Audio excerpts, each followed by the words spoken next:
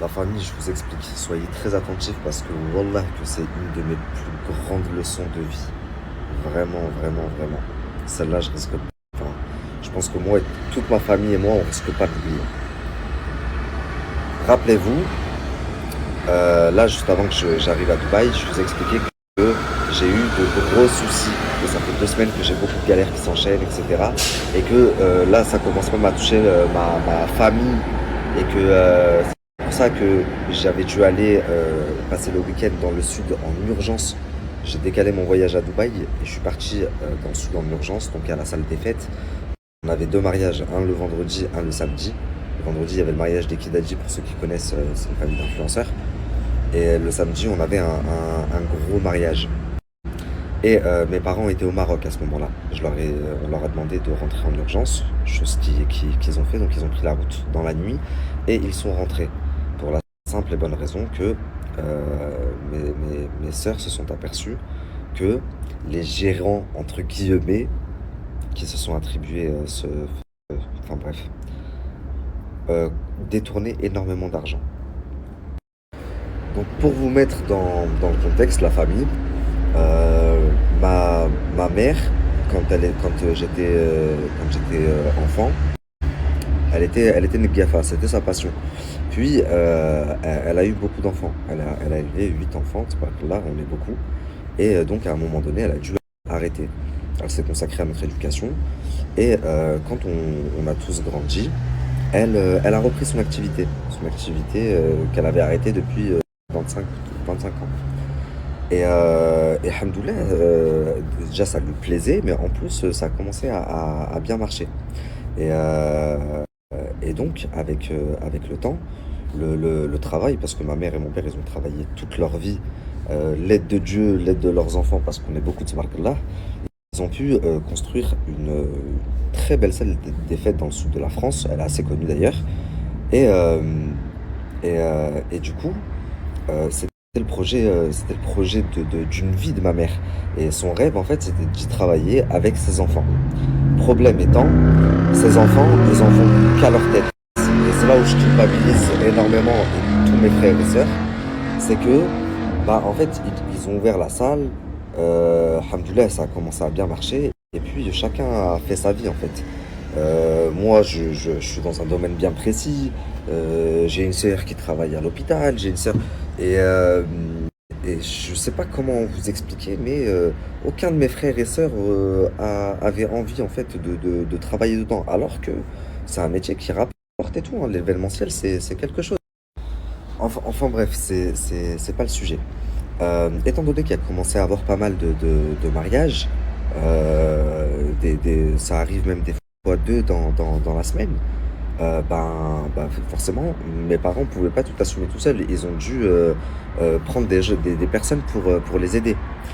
Et donc, on a vu défiler pas mal de vautours depuis que la salle est ouverte ces 2, 3 dernières années.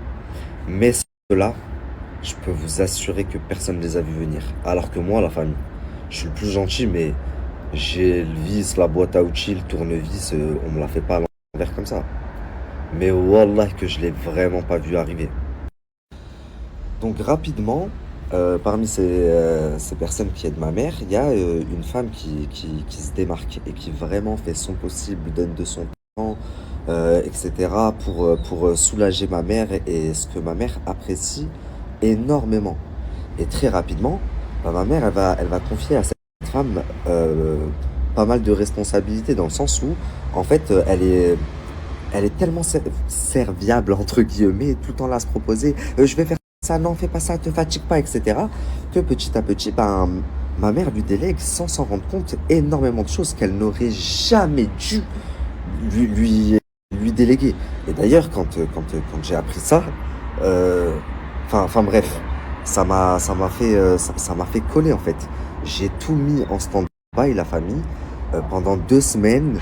J'ai fait en sorte en fait de limiter la casse et de comprendre ce qui se passait. Enfin bref, je m'égare mais vous allez comprendre. Donc en fait, pour vous donner des exemples concrets, elle va se proposer de faire les visites de salle. Non tata, t'inquiète, je le fais, te fatigue pas. Euh, toi, t'es la patronne, t'as pas à te montrer. Et donc, très rapidement, c'est très naturellement que c'est elle qui va prendre en charge tout ça et qui va même faire remplir les contrats. Et même ce que j'ai appris, donc il y a tout juste 2 semaines, jusqu'à garder les contrats chez elle. Donc, elle faisait faire les contrats, c'est-à-dire que ma mère n'avait aucun regard sur ce qui se passait réellement.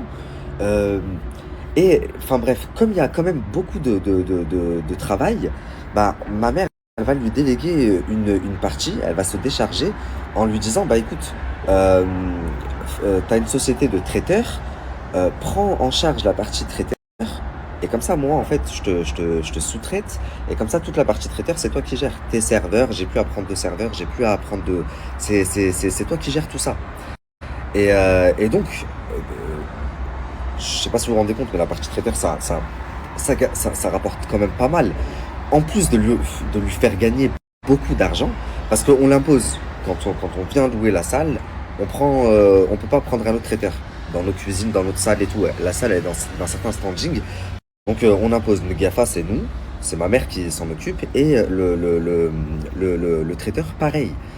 Et donc on l'impose. C'est-à-dire que tous les clients, la salle a une belle renommée, donc là, il y a pas mal de monde. On impose, vous la prenez.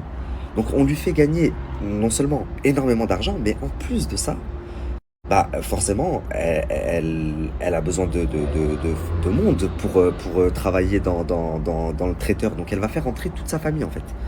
Sa sœur, son mari, sa mère, son oncle, sa cousine. Et wallah, la famille, je l'ai pas vu venir. Parce que, bon, vous savez que je suis pas souvent à la salle. Mon métier fait que je bouge énormément. La salle, elle est pas très, enfin, vraiment dans le sud de la France. Elle est pas très loin de Perpignan, tout ça. Donc c'est super loin de où moi je travaille. Donc j'y suis très rarement. Mais quand j'y suis, oh, si vous saviez comment je les vois, enfin, je les vois comme genre, ils sont trop gentils, ils sont trop hanim. Jamais j'aurais pu imaginer ça. La seule personne, la famille, écoutez bien, c'est pour ça que je vous dis c'est une leçon de fille. La seule personne qui l'a vu venir, c'est ma petite sœur, qui travaillait de base aussi là-bas, et qui a commencé à avoir des trucs, et qui a commencé à s'embrouiller avec eux. Et Wallah, vous allez pas deviner, enfin, vous allez pas croire ce qu'on a fait, c'est qu'on s'en est pris à ma petite sœur. Jusqu'à ce que ma petite sœur, elle se barre de là-bas, alors c'est leur laissant en plus le champ libre. Wallah, une fois, je me rappelle, ma mère, elle m'a appelé, elle m'a dit, Yousra, là, elle a manqué de respect à Manel. Euh, elle se prend pour je sais pas qui parce que c'est la fille de la patronne. Voilà, voilà. Alors que moi, quand j'ai eu ma petite sœur, elle m'a dit, Nabil, Wallah, je vois des actions, tu te rends pas compte. Et moi, je m'embrouille avec ma sœur. Je lui dis, pour qui tu te prends? Tu crois que c'est ton employé à toi? Même moi, j'ai des employés, je me permets pas de leur parler comme ça. Et toi, tu crois que tu peux parler parce que elle est beaucoup, enfin Manel est beaucoup plus âgée que ma sœur. Donc je m'en suis pris à ma sœur jusqu'à ce que ma sœur parte de la salle. Elle a dit bah je veux plus travailler. Wallah, wallah, c'était la seule qui avait vu le truc venir. Et vous allez me dire mais comment t'as su du coup là maintenant qu'elle volait? Mais écoutez, subhanallah. De toute façon, Dieu quand il décide de te montrer la vérité, d'enlever le voile, il y a tout enfin bref, écoutez jusqu'à la fin. La famille, wallah, je fais une petite aparté. Quand on dit dans le monde dans lequel on vit, fais du khair aux gens et te chie dessus. Mais c'est vrai d'une force. En fait, ça te force à devenir un bâtard. Tu vois, alors que tu as eu une bonne éducation, t'es hanine, t'as un cœur blanc, mais à cause des expériences dans ta vie comme ça, toi tu fais du khair à une personne, boum, elle te la met une deuxième, et boum, elle te la met une troisième, après tu deviens le pire des bâtards. Wallah, c'est pas bien de dire les bonnes actions qu'on a fait, mais pour vous faire juste un exemple. Vous savez, quand elle venait à peine de commencer à traîner dans les pattes à ma mère, à l'aider et tout, un jour, elle était avec ma petite sœur, et elle dit à ma petite sœur, ouais, ma mère, elle vient d'arriver du bled et tout. Elle avait pas ses papiers, et elle était à l'hôpital. Elle avait un truc grave. Et elle dit à ma petite sœur, viens avec moi à l'hôpital. Et ma petite sœur, elle lui dit, ok. Donc elles vont à l'hôpital, et ma sœur, elle entend. Manel, elle parle avec le médecin. Il lui dit c'est 3 000 € à payer. Et comme sa mère, elle n'avait pas les papiers, ben, il n'y a pas de sécu ou je sais pas quoi. C'est 3 000 € à payer. Et du coup, Manel, elle commençait à paniquer. Et ma soeur, ma petite soeur, elle a eu de la peine, elle s'est clipsée, elle a appelé ma mère, elle a expliqué à ma mère. C'est ce que ma mère, elle a fait? Oh, Wallah, elle la connaissait depuis même pas 2 mois. Elle l'a appelé, elle lui a dit, Manel, viens à la salle, j'ai besoin de toi, urgent et tout.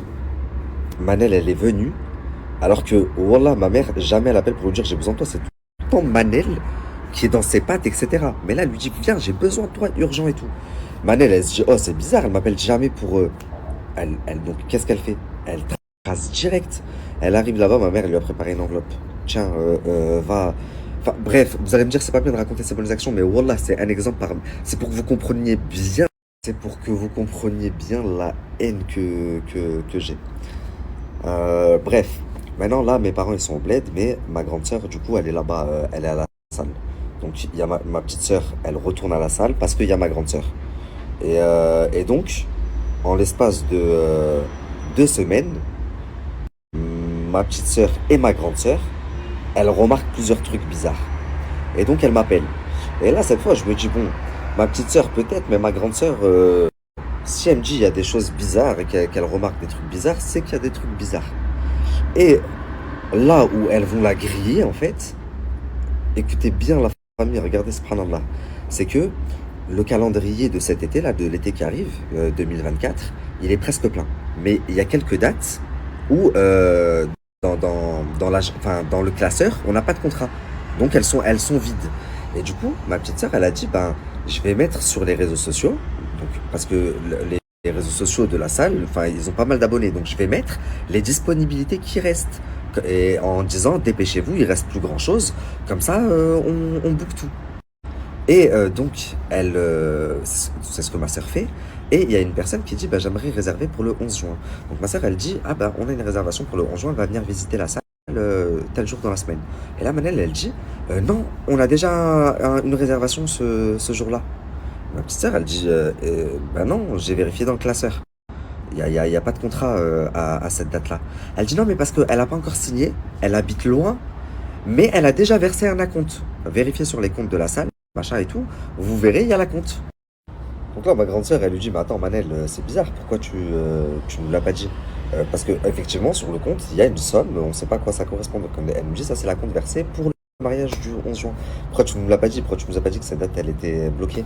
Ah non, non, non, mais parce que en fait, elle doit venir la semaine prochaine, je dois la voir la semaine prochaine pour justement remplir le contrat. Mais tu sais, c'est la même famille que le mariage de la semaine dernière, les RIF. Et là, du coup, elle dit ça. Et en disant ça, bah, elle va se tirer une balle dans le pied. Parce que ce qui va se passer, c'est que ma mère, en fait, ma soeur va alerter ma mère, et ma mère va contacter la mariée de la semaine dernière, donc la Refia. Et elle va lui dire, excuse-moi, ta cousine, elle a réservé la salle pour le 11 juin, etc. et tout. Et elle lui dit, en gros, je crois que j'ai perdu le contrat. Elle lui dit, bah attends, bouge pas, je t'envoie le numéro de ma cousine. Donc ma mère, elle parle avec la cousine, et la cousine envoie le contrat à ma mère. Et dans le contrat, vous savez ce qu'il est marqué? Il est marqué que il y a une, donc en fait, il y a eu un contrat. C'est juste que Manel ne nous l'a pas donné, elle l'a pas mis dans le classeur. Mais la somme d'acompte était beaucoup plus importante que ce qu'il y avait sur le compte. Donc là, ma mère, elle comprend pas. Elle dit, bah, je comprends pas sur le compte. Il y a eu que tant de versets. Et la mariée lui dit, bah, Manel a insisté pour que le reste soit en liquide. Et apparemment, c'est toi qui demanderais ça. Ma mère, elle me dit, mais ça va pas, jamais de la vie.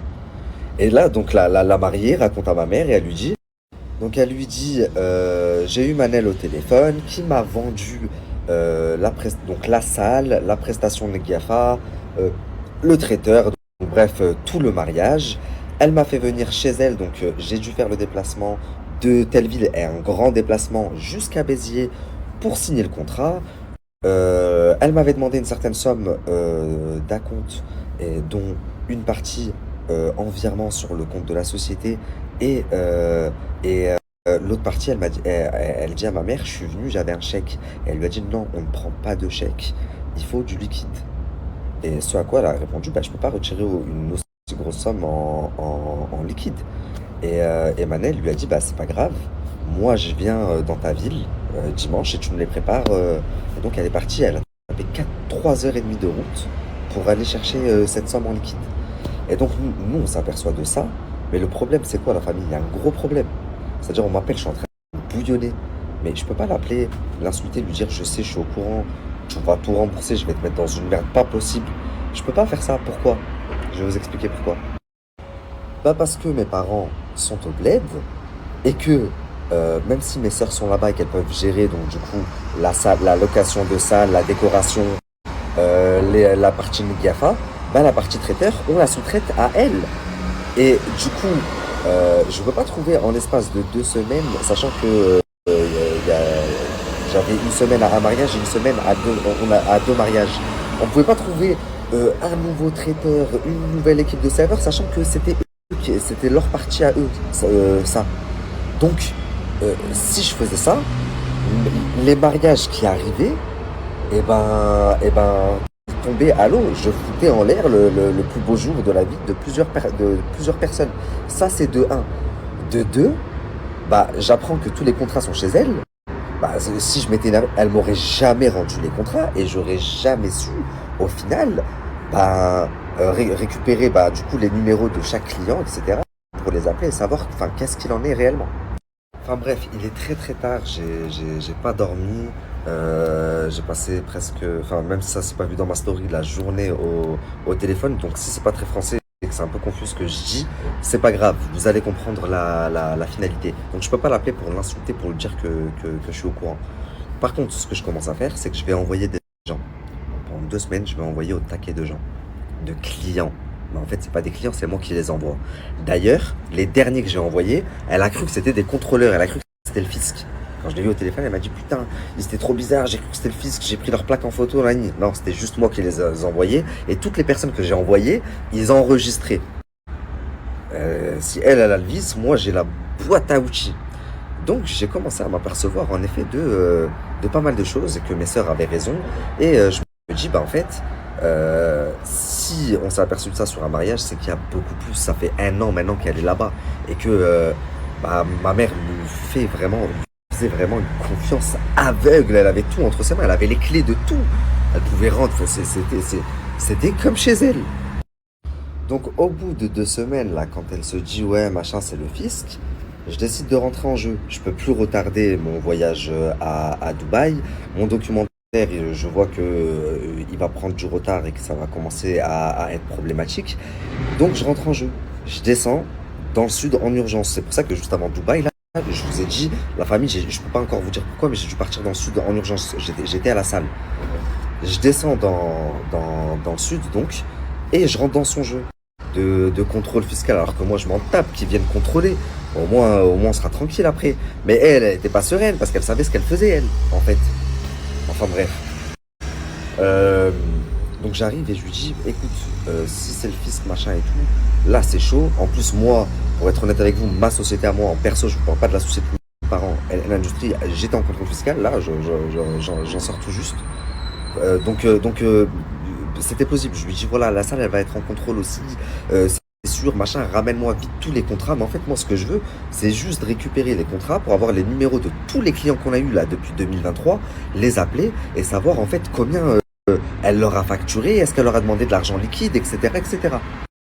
Et subhanallah, quand je lui dis, va falloir que tu me ramènes tous les contrats, elle me dit, bah ouais, de toute façon, c'est un contrôle, c'est pas grave, on a tous les contrats, on est en règle. Mais elle est en panique. Ça veut dire, bah, on est en règle alors. Si on est en règle, pourquoi t'es autant en panique? Je comprends pas. Je lui dis, bah ramène-les-moi là. On doit tout envoyer à l'avocat, etc. Comme ça, on anticipe. Et la famille, ce qui se passe, c'est quoi? C'est que le lendemain, elle vient sans les contrats. Et vu il y avait un mariage, donc elle faisait que travailler. Attends, là, pas maintenant, là, un mariage et tout. Je dis, écoute, avant que je parte, il faut tous les contrats. Donc le jour où je suis parti, d'ailleurs, le jour du mariage des Kidadi, ils m'ont vu, j'étais grave froid, j'étais grave distant, ils ont dû me prendre, ils ont dû se dire, wesh, il est bizarre lui. En fait, c'est juste que j'arrivais pas à faire semblant la famille et que je devais me forcer à faire comme si de rien n'était. Et croyez-moi, c'était très, très, très, très, très dur. Le dernier jour, le jour où je vais pour partir, parce que je prends la route samedi soir très tard, euh, pendant le mariage, je l'envoie chez elle. Donc je lui dis, va me chercher les contrats. Elle habite à 10 minutes de la salle. elle met 1 heure et demie pour partir et me ramener les contrats. Sauf que la veille, j'avais fait avec elle le listing du nombre de mariages qu'on avait fait depuis 2023. Et là, au vu du nombre de contrats qu'elle me ramène, je me dis, c'est bizarre. Il y a- le nombre de feuilles, il était trop peu épais en fait. Mais moi, je suis pressé, je dois prendre la route, sachant que, je vous dis, donc je prends la route, je suis obligé de prendre la route parce que j'ai mon avion mardi à Lyon pour venir à Dubaï et que je l'ai déjà décalé 2 fois à cause de ces conneries. Mais là, j'ai récupéré les contrats et tout. Je me dis, alhamdoulilah, mes sœurs, ma mère et mon père, ils sont rentrés d'urgence du bled. Ils vont pouvoir vérifier. Donc là, pendant que je suis à Dubaï, bah, c'est ce qui se passe, c'est qu'ils commencent à vérifier. Et ça n'a pas loupé la famille. Le nombre de mariages où ils ont pris de l'argent en liquide, où ils demandaient des sommes en plus. Et du coup, là, depuis que ce matin, ma mère, elle l'a annoncé dans sa story en disant, écoutez, s'il y a des gens qui ont payé des mariages à venir là, contactez-moi vite en urgence, etc. Le téléphone n'a pas arrêté de la journée. Pour l'instant, enfin, tout à l'heure, vers 20 heures, on était à presque 100 000 euros de vol. Est-ce que vous vous rendez compte, la famille? Wallah, wallah, si vous saviez le khir que mes parents ont fait à elle et toute sa famille. Bah, c'est pas grave, je te raconte vite fait en vocal parce que Nabil, du coup, on doit préparer le mariage En gros, du coup, on a débarqué avec Nesrine, il y avait déjà les flics. C'est eux qui ont appelé les flics, c'est Manel. Et il y avait que Halim à la porte. Donc, bref, il commence à parler parce que du coup, il y a un client, il est venu réclamer son argent parce que lui, il a donné son argent chez Manel. Donc, il est venu chez Manel. Du coup, bref, il y avait les flics et tout. Donc, j'ai commencé à raconter. Et Halim, la seule phrase qu'il a sortie, parce qu'il a dit, je parle plus. Je reste silencieuse, Ama. Et la seule phrase qu'il a dit, quand j'ai commencé à raconter, il a dit, elle n'était pas salariée parce qu'elle n'était pas déclarée. J'ai dit, ah, toi, t'es fort, t'es fort. Bref, après, j'ai attendu qu'on se taille. En fait, les filles qui nous faisaient des sous-entendus, en gros, venez, on va parler plus loin. Et j'ai demandé, du coup, aux flics, je lui ai dit, ouais, c'est vrai, elle n'était pas déclarée, enfin, elle n'était pas salariée dans l'entreprise, on avait juste des contrats de sous-traitance. Il a dit, mais même si elle n'était pas déclarée, enfin, qu'elle, soi-disant, ne travaillait pas pour vous, c'est genre, en gros, l'abus de confiance. Elle avait accès à tout parce que voilà, c'était des amis et tout. C'est de l'arnaque. Parce qu'il a dit là, si les clients portent plainte, c'est du commercial. Voilà, ils portent plainte contre l'entreprise. Mais si nous, après, on porte